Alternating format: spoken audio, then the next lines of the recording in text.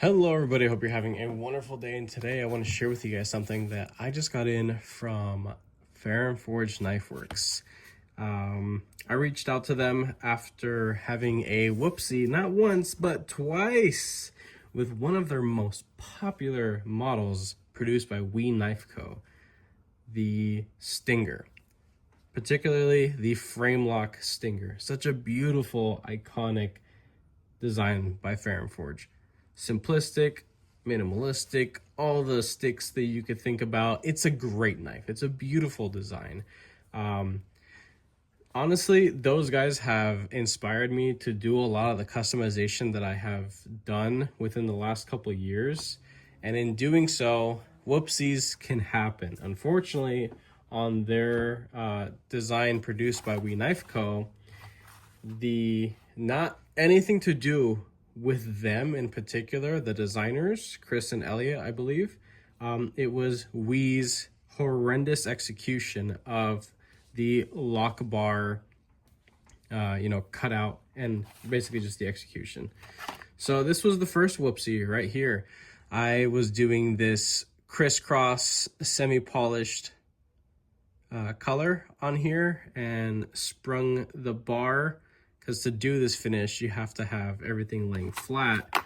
And well, when I went to go spring it back, and I've done this many times before, so this is not beginner's bad luck. This is far from beginner's bad luck at this point, but this happened around fall, I want to say, or late summer of last year. So at that point I had already done many modifications on a lot of other knives in this same manner, where you kind of flex the bar to lay flush and flat to apply whatever finish, and then you spring it back to create the tension that a lock bar is supposed to have. It created a microfracture. Eventually it broke. So I said, you know what? That's a pretty sweet freaking knife. I'm willing to buy another one and try it out. Because the first one I got from Blade Binge, I got it on sale. It was like under $100. I got a super sick deal on it, and I was like, hey, I want to mod this thing. So I went, did my thing, broke it. My bad, right? That was on me. Maybe the first or second time I've ever broken a frame lock. I think it was just the first. I went ahead and did it again. I bought another one off Amazon, paid full price for it, brand new price for it, and I was finished with it. I did everything. I did the show side scale, the lock bar scale. I got the color and the finish exact. I did torch on the on all the steel hardware. I actually did a flipper tab delete and a beautiful stone wash on the blade, perfectly sharpened with skiffs installed, ready to freaking rock and roll. And as I'm playing with this thing on a live stream with Work Knife Balance, he's another incredible individual in this community, as well as Said Stevie, another individual in this community. Very cool dudes. Just everybody's just so sweet to me, especially when I've been on their live show that they have. But I was messing around with this thing, and all of a sudden I feel a D10 ball go off track. So I look and I'm just like, well, what's going on? What happened? And I noticed that there's actually a micro fracture that occurred down here. So if the lock bar stabilizer's there, but essentially if I pull it back, let's see if we can zoom in on this mess. Let's see if you could see it. Yeah. See that right there opening up? That right there. So I'm basically pressing this in. So it's misaligned. The D10 ball doesn't actually fall on the track, nor does it land. It's at this point in time, We Knife Co. has already far perfected lining up D10 holes and D10 balls, right? So reached out to these guys and I was just like, hey, I fucked up twice. Can you help me out? I know that I broke warranty by modification. but I thought it was worth reaching out to you guys. You guys have inspired me to do a lot of customization. Would you be willing to sell me? And that was the one thing I had mentioned, I believe multiple times, that I would be willing to pay for my mistake. I'm just not willing to buy the knife brand new all over again. Can you sell me a unsprung lock bar? They said that they would, but that maybe the holidays or something was coming around and they were going to be busy, or they were out of town, or they were on a trip somewhere. Whatever was going on at the time. And honestly, they just kind of forgot about me. It's not that they were busy. They genuinely forgot about me, because they're doing me a solid here, realistically. So let's go ahead and get this thing out.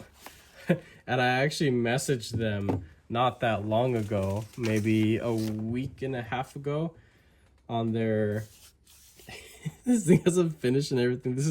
This is already like a used one. That's fine. I'm cool with that. Okay, so they sent me a used one. Not a big deal. I couldn't care less, but they sent me a new used lock bar that I'm not gonna fuck with. So what I'm gonna do, now that it's nice and flat, at this point you would technically just bend it once and then leave it alone. I'm going to do a tumble stone wash, because that's something new that I've learned to do recently. So I'm gonna put this through my tumbling and stone wash the ever living shit out of it. I'm gonna clean up this scale and see if it's in suitable condition, if it doesn't have any like odd scratches, and I'll just throw this thing back together and I'll be carrying this thing. So even though it's used, it looks like the bones are still great. Again, I can care less that it's used. Threads look good. It still has the lock bar stabilizer, the detent. Nothing's weird and wonky on this. It just needs to be cleaned. So they sent me something without charging me. I think that's pretty cool. I'm very grateful, and I'm gonna go ahead and start working on this thing. So whether you guys see it in this video or further on in the future, you'll see how this thing goes. All right, check this out.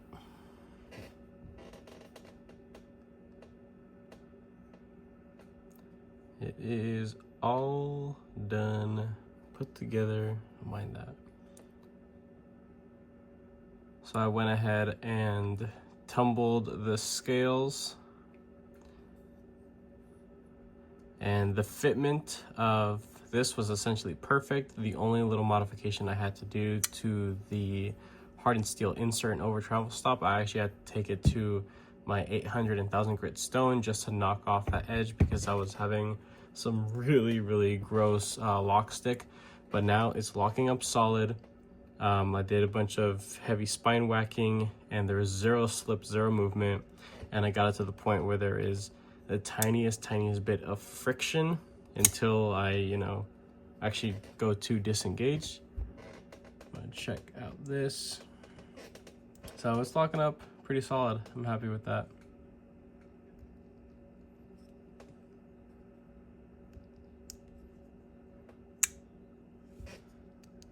Beautiful lockup.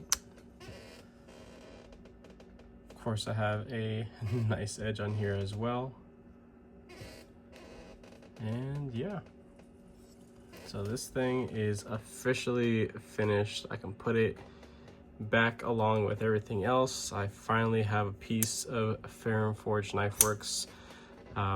Again, this is a production Stinger, but obviously heavily modified by yours truly. And thank you again, both you guys over there at ferrum forged knife works, for making this possible.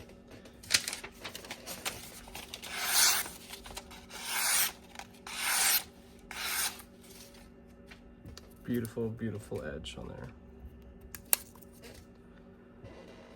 Yeah, I didn't bother recording any of the actual modifications because it took a lot longer than honestly it needed to. I did take it apart and put it back together like 20 different times just to make sure fitment was good and the detent was nice and healthy. Now only having the nail nick, essentially, the detent needs to be light enough but strong enough to still lock up and to not feel cheap and dinky. Of course, running some skiff bearings in here if anyone is interested. This is the size, so 5mm pivot, 1/16. This is exactly what is in this. And then I wouldn't recommend putting bearings if you do a flipper tab delete. If you still have the flipper, which I have a fresh blade that still has a flipper attached to it, maybe I'll bust that out just to change things up in the future. But this is for the washer size. So that is it. I hope you guys enjoyed this video. If you did, go ahead and leave a like down below. If you are subscribed already, thank you so much. I appreciate all your support and your patience, of course. If you are not subscribed, please consider subscribing, because I put more videos and content coming you guys this way. With that being said, I hope you have a wonderful rest of your day.